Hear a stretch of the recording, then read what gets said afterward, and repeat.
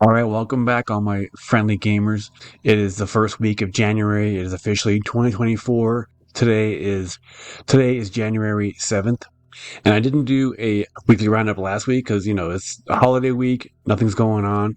But this week, there's actually some news that I can report on, so that's cool. And I'm excited to get into that. So that's what we're gonna do right after the intro.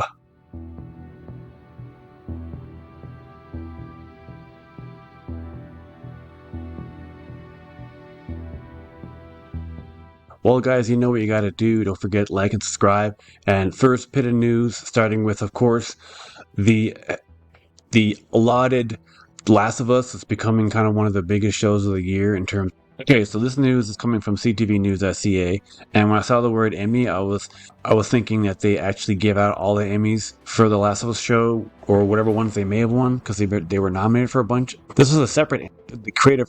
I also have other news to report on. I'm just confused about why they split it up the way they did because the actual Emmys are going to be like in a week or so.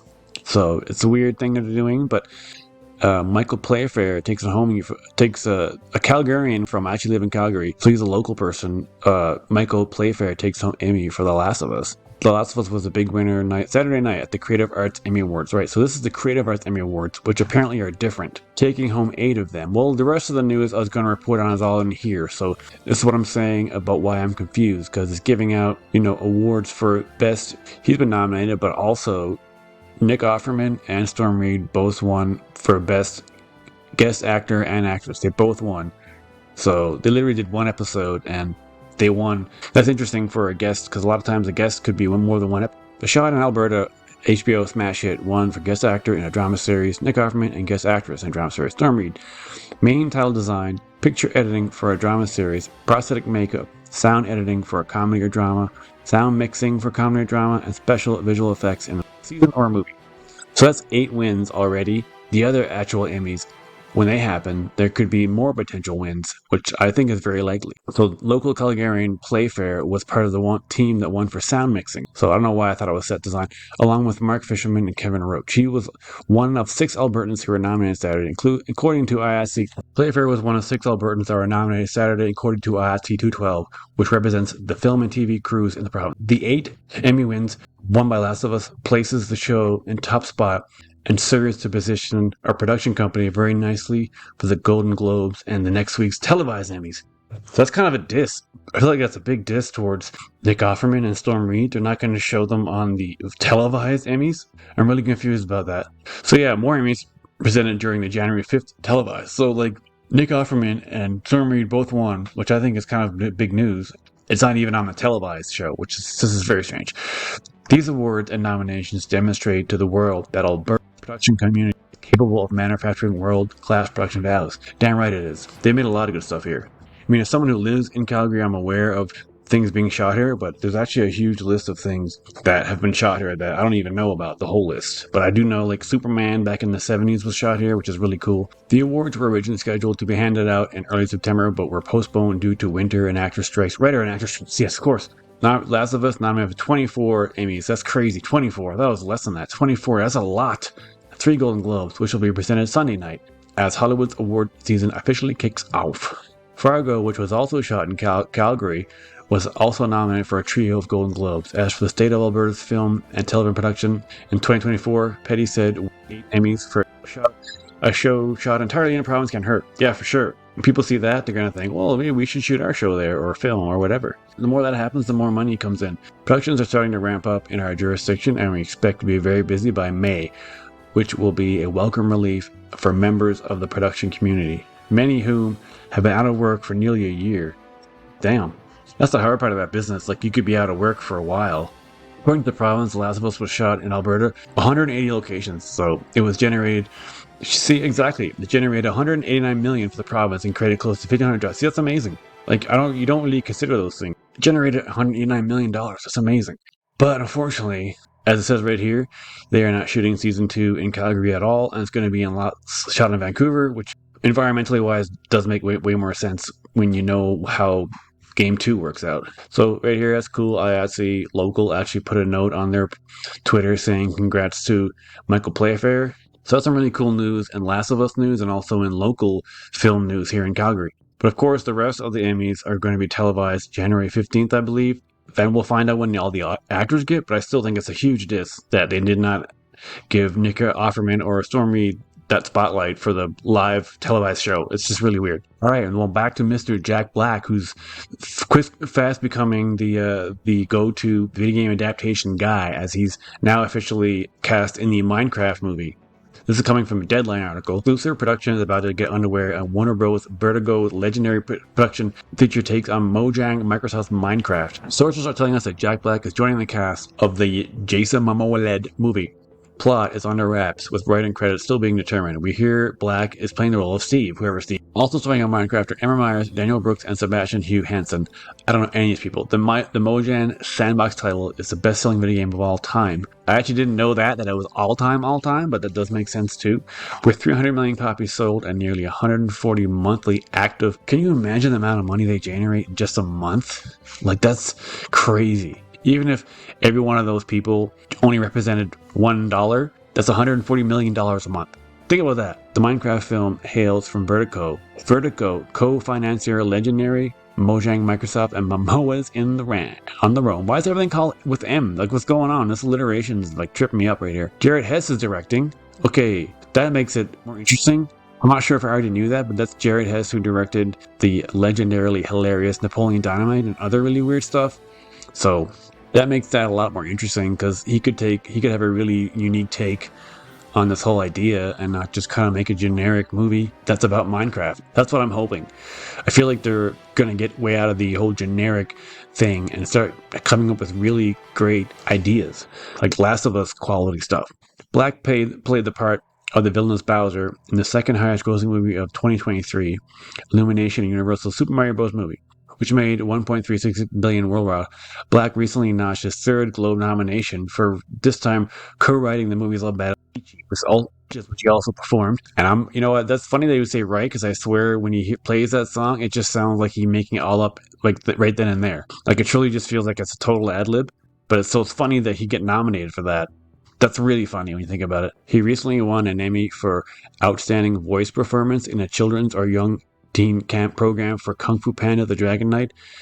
I didn't know that. He does a lot of voice work, like Kung Fu Panda. They're still making those movies, and will reprise the role of Po in the upcoming DreamWorks animation feature Kung Fu Panda 4, which will hit theaters March 8th. The Kung Fu Panda franchise counts $1.8 billion. That's pretty weak when you consider only like one movie.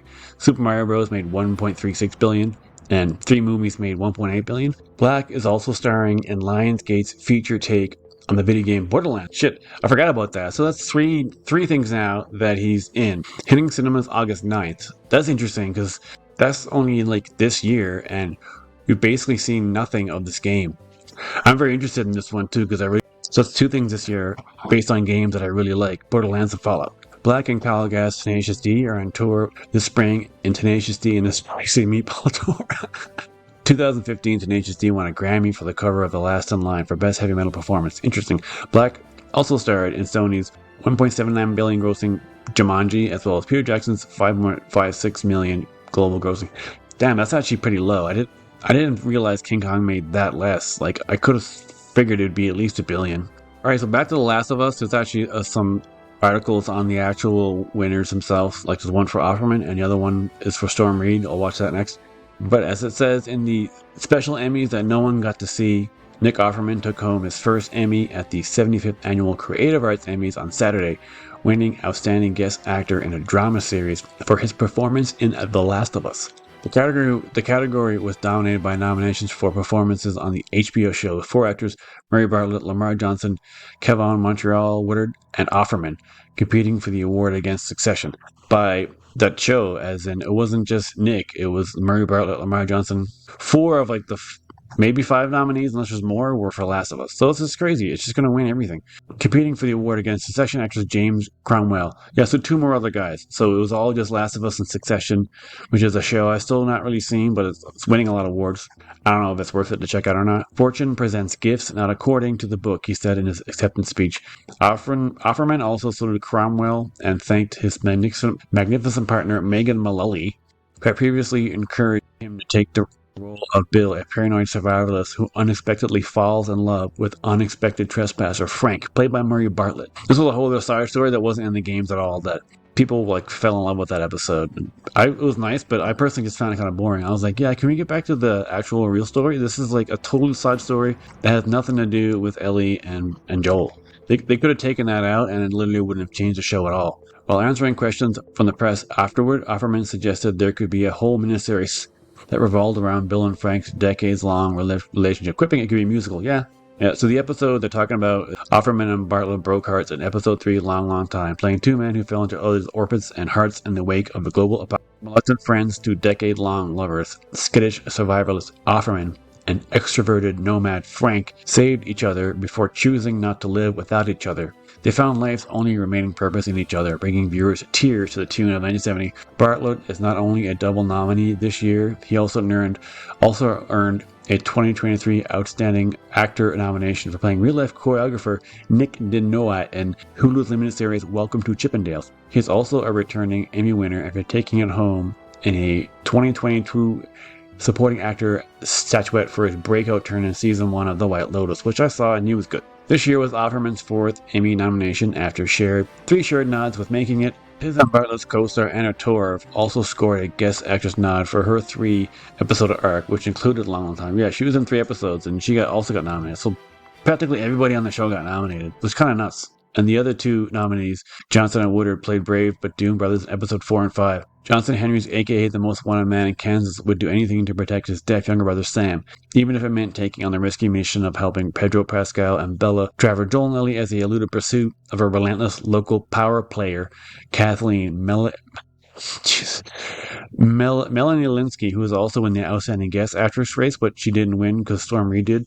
I didn't think she was that good either. Like, she just did not pull off her, like, the scariness. Like, she was not menacing or scary in any way whatsoever. Especially, but also because I've seen her in a lot of things, so Johnson and Woodard's nominations are their first, with a 10-year-old Woodward make history as both the youngest actor to ever be nominated for the category, as well as the first black deaf actor. Yeah, because he is actually deaf, as well as the first ever black deaf actor to receive an Emmy nod. So that's pretty cool. Good for him. He basically scored 3 records in a row. Alright, so over here on the same site, people, there's a bit about Storm Reid when she won Guest Actor Emmys.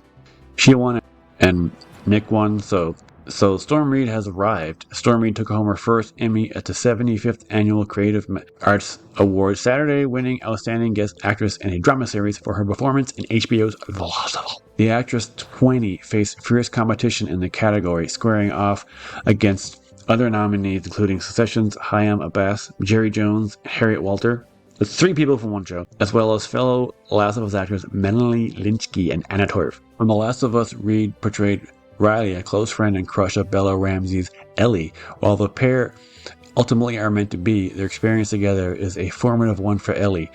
Reid was in tears as she accepted her award and thanked her friends, family, and team. Such a mess, she said. It's the truth. You can do anything. I'm just a young girl from Atlanta, Georgia.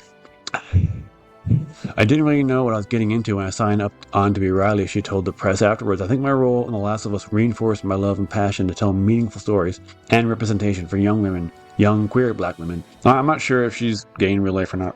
This is the first Emmy win for Reid, who has also received recognition for a breakthrough performance as Meg in 2018's A Wrinkle in Time. The other nominees from the show, Anna Torv and then Melanie Linsky, who I didn't think was a big deal at all. Storm Reid is also in that really great show on HBO called Euphoria. She plays the sister of Zendaya. Well, all my gamer buddies out there, it looks like that's it for the week. That's some of the news, but it is the beginning of the year, the first week of the year, so you're not expected to hear too much new stuff, but we got a Jack Black announcement, so it's not surprising really. So, but all that's really cool. But let me know what you guys think about any of that. I mean, do you like Jack Black? Do you care that he's doing any movies at all? Once again, people, don't forget to like and subscribe. And also don't forget to have a really great 2024 and to keep gaming.